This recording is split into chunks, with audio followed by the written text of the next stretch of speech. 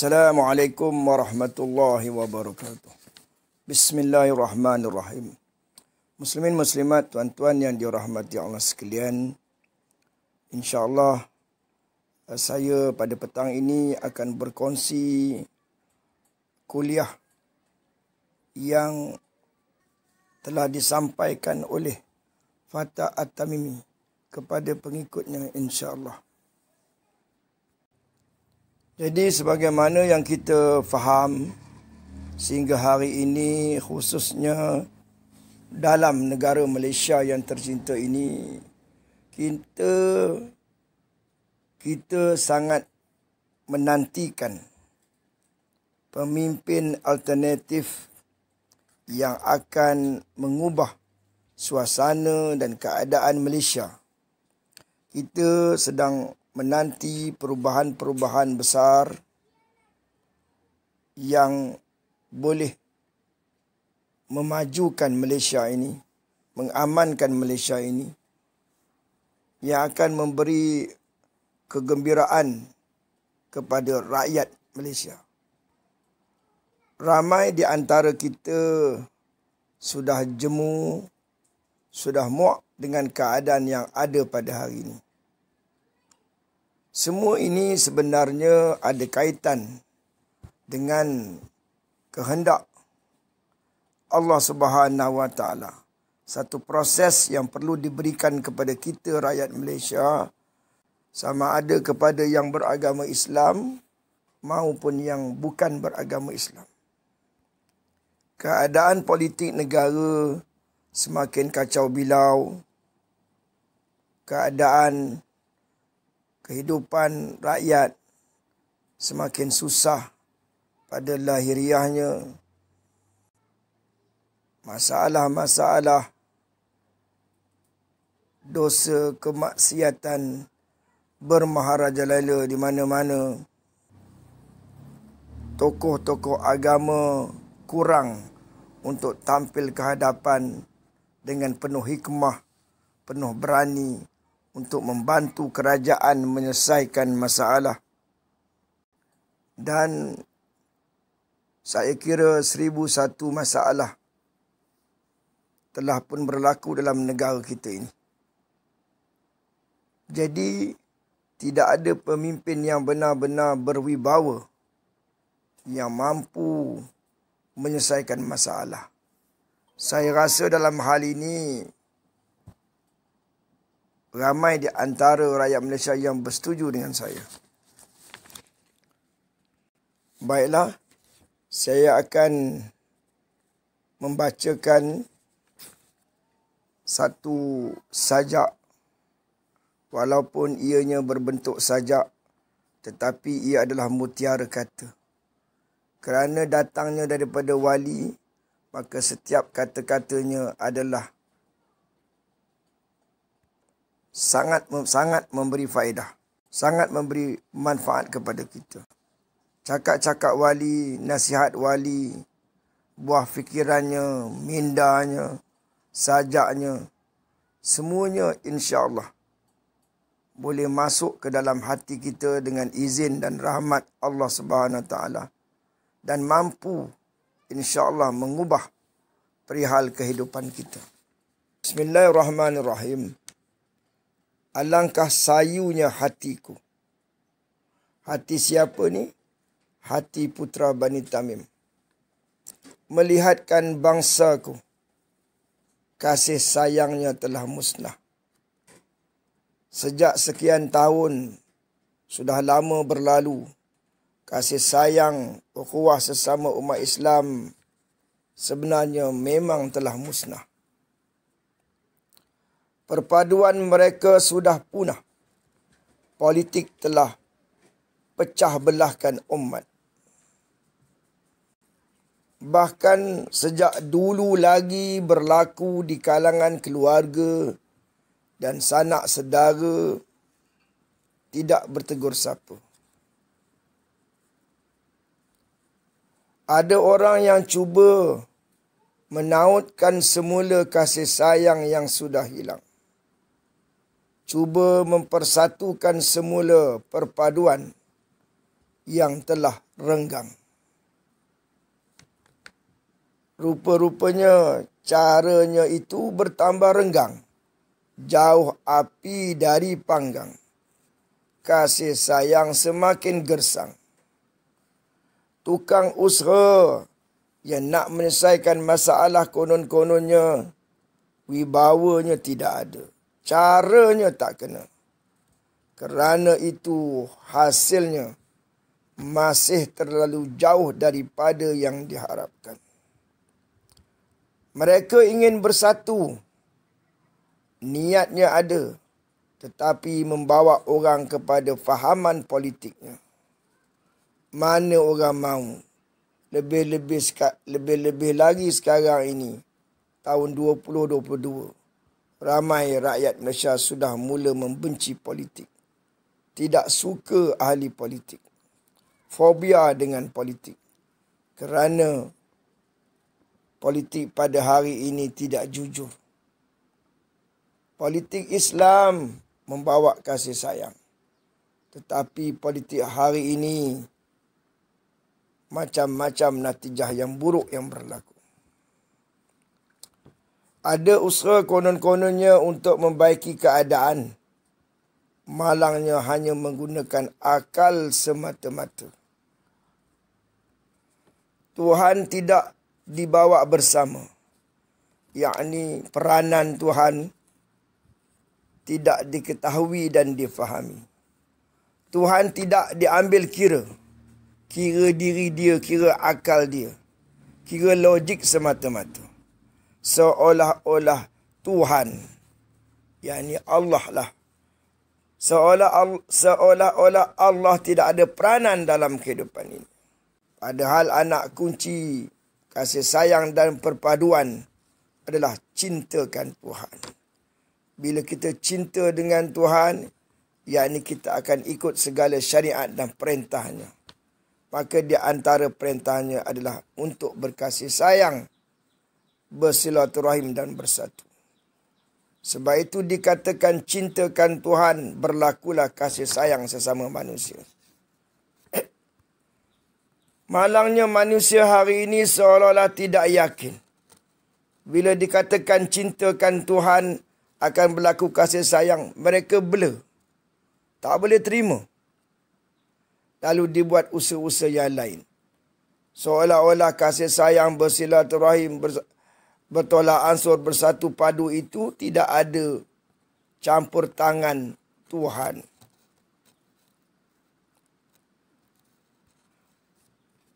Istilah atau perkataan cintakan Tuhan itu pun sebahagian manusia menganggapnya sebagai negatif. Sebenarnya, kalau kita benar-benar cintakan Tuhan, sanggupkah kita bergaduh antara satu sama lain? Tidak jawapannya. Kalau kita benar-benar cintakan Tuhan, adakah kita akan melakukan sesuatu yang tidak adil, yang zalim terhadap rakyat? Jawapannya tidak. Maka berlakunya kezaliman, ketidakadilan, penindasan, kepentingan diri, kepentingan keluarga, kepentingan kroni-kroni ini adalah kerana tidak cintakan Tuhan. Bila tidak cintakan Tuhan, tidak akan cinta kepada manusia. Sebenarnya, orang yang cintakan Tuhan sahaja yang boleh melakukan kasih sayang yang sebaik-baiknya. Maka dengan itu, kita berdoa, Ya Allah, wahai Tuhan, datangkanlah penyelamat dengan segera. Datangkanlah penyelamat dengan segera, superhero, agar dia yang mempunyai berkat, agar dia yang mempunyai karamah, yang di backup, yang dibantu oleh Allah Subhanahu Wa Taala, mampu dengan izin Allah Subhanahu Wa Taala mempersatukan semula bangsa dan manusia. Semoga hidup berkasih sayang, bahagia harmoni akan berbunga semula. Inilah satu pengharapan oleh Fatah At-Tamimi yang mahu melihat bangsa Melayu umat Islam Malaysia ini berkasih sayang dan bersatu. Kita sedang menanti atau mendamba saat itu. Mudah-mudahan ia berlaku dalam masa yang terdekat ini. Sama ada setahun dua ini, insya-Allah. Bolehkah tuan-tuan memberi satu jawapan yang lain? Untuk berlaku kasih sayang, bersatu sesama manusia ini kuncinya bukan cintakan Tuhan? Apakah untuk menyatukan kasih sayang sesama manusia ini, kita gunakan kaedah menggunakan wang, selesaikan masalah apa saja dengan wang, dan ketahuilah wang itu hanyalah bersifat sementara yang boleh menggembirakan manusia. Tidak selama-lamanya. Tetapi dengan cintakan Tuhan, Zat yang maha sempurna, maka kasih sayang akan subur di kalangan umat Islam. Dengan kedatangan pemimpin sejati yang bersifat sejagat akan membantu kita semua umat Islam di Malaysia ini untuk bertaubat, membaiki diri, muhasabah diri, melakukan anjakan paradigma, mengubah sifat-sifat mazmumah kepada sifat-sifat mahmudah. Maka sudah sampai masanya kita mencari jalan alternatif melalui kaedah yang disarankan oleh putra Bani Tamim, Fatah At-Tamimi. Sekian, terima kasih. Kita beralih kepada buah fikiran Fatah At-Tamimi. Mudah-mudahan dengan memahami buah fikiran atau minda Fatah At-Tamimi ini, Malaysia akan segera berubah, insya-Allah.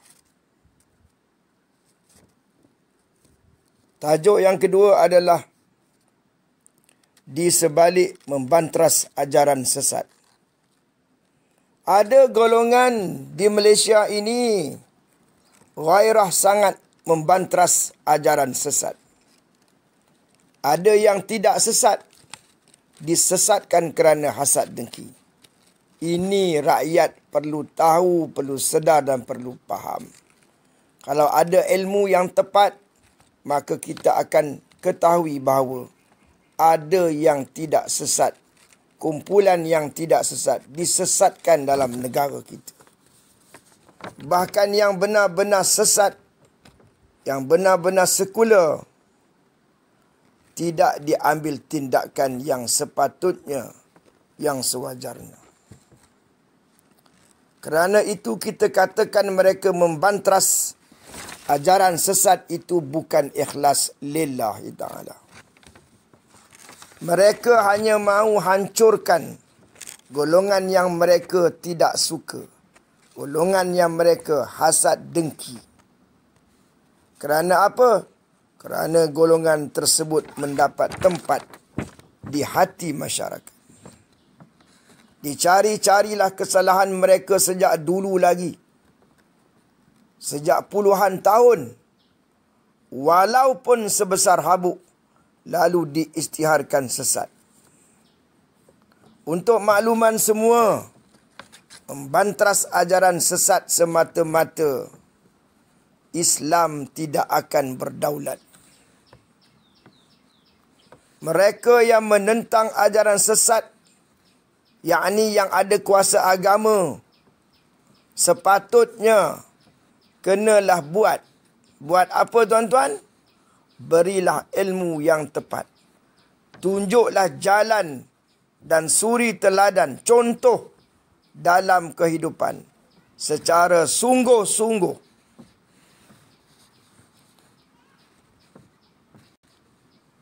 Sekiranya ilmu tidak diberi,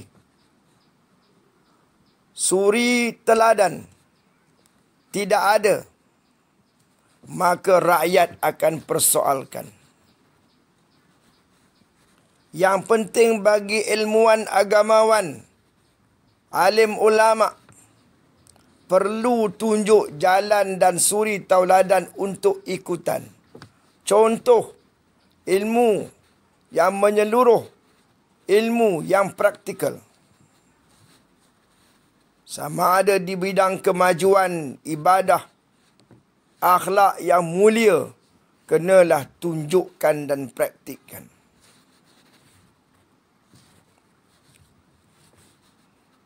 Oleh kerana itu, terkadang bahkan sudah menjadi umum, ulama-ulama yang ada autoriti tidak menjadi suri tauladan. Kalau setakat menyesatkan orang Islam, saya katakan berkali-kali, tidaklah Islam itu akan berdaulat di dalam kehidupan. Sepatutnya para ulama, terutama ulama rasmi yang berada dalam kerajaan, mesti jadi ikutan. Tambah-tambah di zaman yang penuh dengan fitnah dan kekalutan. Ulama rasmi perlu menjadi contoh, menjadi penasihat, role model, menjadi ikutan. Kalau tidak ada suri teladan, ampun maaf, orang akan berkata selamat jalan. Kalau cakap saja berdekah-dekah, tidak serupa dengan perbuatan, orang akan mencemik, bahkan bercakap-cakap di belakang. Tidak malukah kita dibualkan orang? Maka nasihat saya kepada diri saya, khususnya juga kepada para ilmuwan, agamawan, alim ulama, para da'i, ustaz-ustazah dalam negara ini, janganlah kita berlagak sebagai hero agama. Orang sekarang sudah pandai-pandai, tidak mudah dikelirukan. Orang sudah faham siapa orang agama, siapa orang yang menggunakan agama. Orang yang menggunakan agama berlagak hero agama, orang takkan pedulikan. Sudah sampai masanya Tuhan bayar cash, Allah Subhanahu wa taala bayar tunai.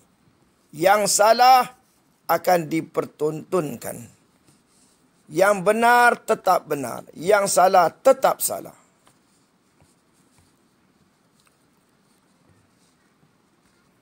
Orang yang beragama, yang ini orang yang mengamalkan agama, orang yang baik, orang yang soleh, walaupun difitnah, tetap menjadi ikutan orang. Tidak payah kita berlagak sebagai hero agama. Kalau kita benar, akan diikut orang, insya-Allah. Dan walaupun kita ada kuasa, suka menekan orang, kita tidak akan diikut orang lagi. Inilah zamannya. Orang ramai dalam negara ini, rakyat Malaysia dalam negara ini, sudah ramai yang faham siapa orang agama, siapa orang yang mengamal agama, yang patut mereka jadikan ikutan. Walaupun mereka difitnah, dihalang, namun mereka tetap disayangi orang. Kalau pendidik sekalipun tidak ada identiti agama, walaupun memperjuangkan agama, akan diketawakan orang. Jadi, orang-orang tersebut, agamawan, para alim ulama, da'i, ustaz-ustazah, sesiapa saja, motivator agama akan sakit hati. Ada kuasa agama tapi tidak lagi dipedulikan orang. Dan akan bertambah dari sehari ke sehari di masa yang akan datang. Ada orang lain dalam negara ini tidak ada kuasa agama. Tidak ada autoriti. Tapi beragama, mengamalkan agama akan disayangi dan dijadikan ikutan atau contoh. Orang yang ada kuasa agama tapi tidak mengamalkan agama, berpura-pura, akan ditinggalkan orang. Kalau kita yang ada kuasa agama tidak diikut orang, itu adalah kerana ada perkara yang tidak kena dalam perbuatan kita. Orang ramai rakyat Malaysia bukan boleh dipaksa diri untuk ikut orang. Orang ramai boleh menilai mana yang dikata kaca, yang mana yang dikatakan intan, yang mana emas 10 dan yang mana emas 9. Yang mana orang agama kerana cari makan. Ahli agama berjawatan rasmi, perosak agama di atas nama agama. Kalau mereka tidak bertaubat, mereka tidak boleh merendah diri, masih ego dan sombong, masih tidak mahu menerima kebenaran, tunggulah masanya. Tetaplah kebenaran itu akan zahir dan menonjol. Dan kini gilirannya orang-orang yang memperjuangkan agama kerana Allah, yakni ikhlas lillahi ta'ala, akan dizahirkan, akan ditonjolkan, akan dimenangkan, akan diberi kejayaan dan menggantikan golongan-golongan yang fasik, golongan yang berpura-pura. Sebenarnya mereka merosakkan agama di atas nama agama. Tunggulah masanya. Sebab itu saya katakan Malaysia ini negara bertuah. Lambat laun akan sampai masanya. Yang mudah-mudah menyesatkan orang akan diperlihatkan kebatilannya. Yang benar insya-Allah, walau telah berlalu puluhan tahun, akan terzahirlah kebenarannya. Rumusannya, marilah kita semua mendoakan, mengharapkan semua rakyat Malaysia, terutama diri kita sendiri, untuk melakukan perubahan yang drastik, mengubah diri kita sebelum terlambat. Mudah-mudahan kita mendapat hidayah. Mudah-mudahan kita mendapat taufik. Sekian.